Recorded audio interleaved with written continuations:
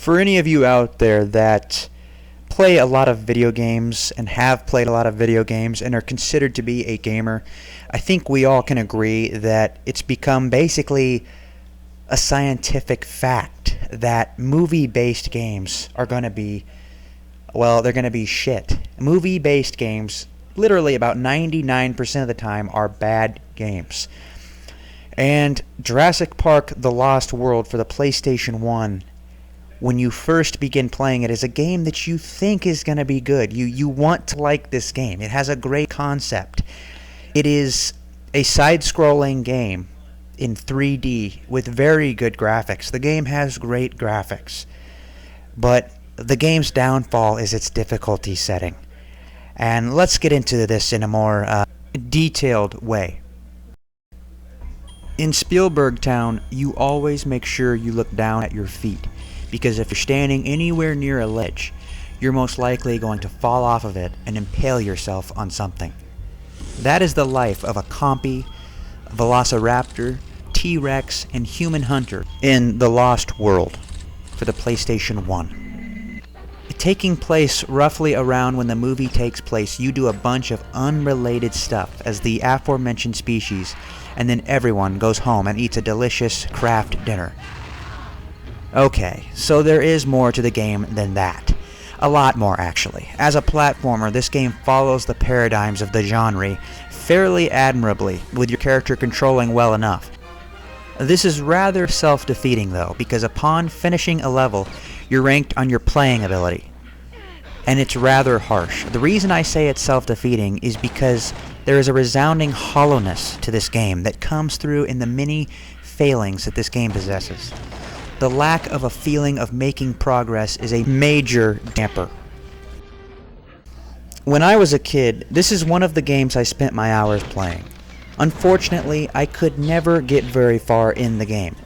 Now that I'm older and have had the chance to take an honest look at this game, I can safely say that this was a very disappointing game. If mainly due to the fact that it's one of the most difficult games I've ever played on the PlayStation 1 so far, and childhood nostalgia won't save it for long. Even though it's based off of the movie The Lost World Jurassic Park, which shares its name with, and I can guarantee that the game story is completely different to the movie. In this game, you're stuck on Engine's Site B, which is populated by a variety of dinosaurs. My main problem with the story is that across the game's 30 levels, there is literally no explanation of your objectives whatsoever.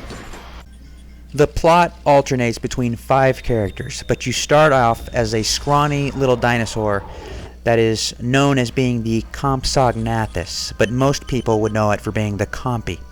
Now, you play through 9 frustrating levels as the Compy before you get to play as the first human character, the human hunter.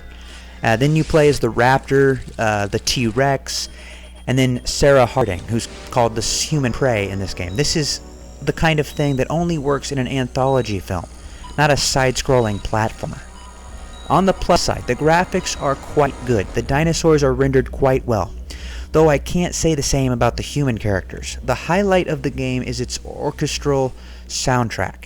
Believe it or not, this was one of the first games to use a fully orchestrated soundtrack. The sound effects are really good, but it takes more than nice graphics and catchy sound effects to make this a good game. And the gameplay is where the game really falls hard on its ass. The game plays like a side-scrolling platformer with 3D graphics, which in theory should be simple, but the controls are just plain awkward. While the attack and jumping controls seem fairly self-explanatory, the game doesn't tell you any of the controls.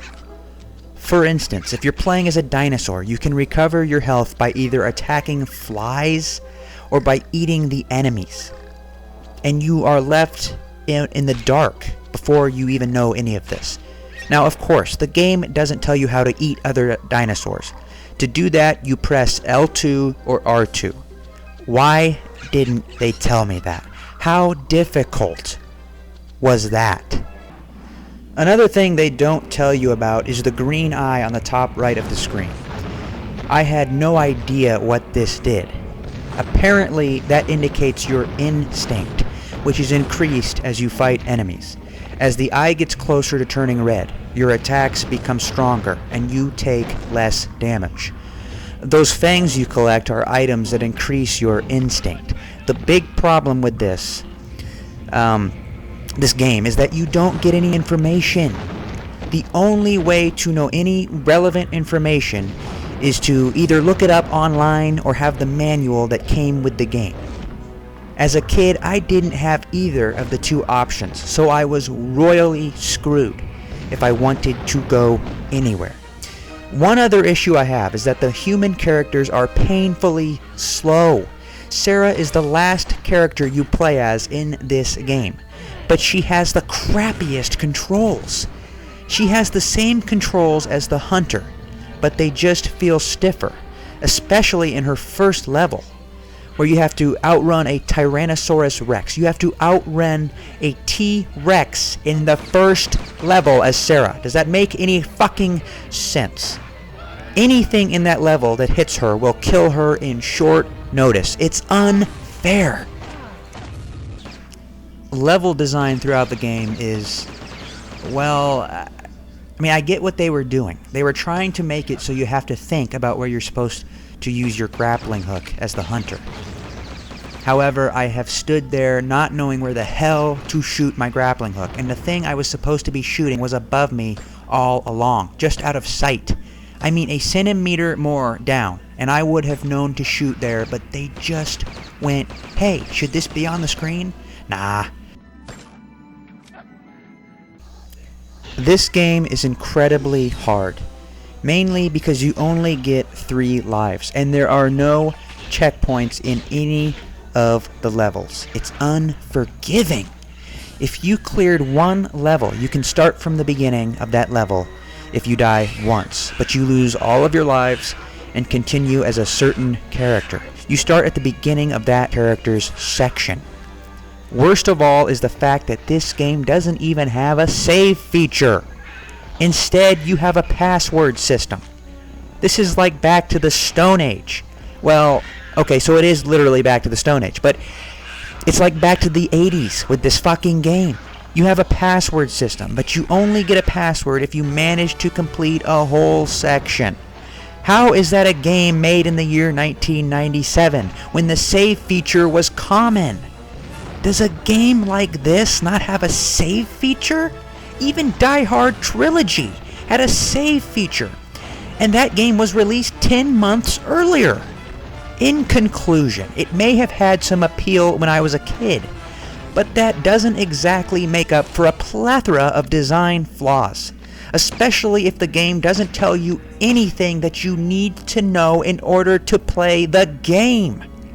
Besides that, any game that's so hard that you need the help of a password to see the end can't be that good anyways.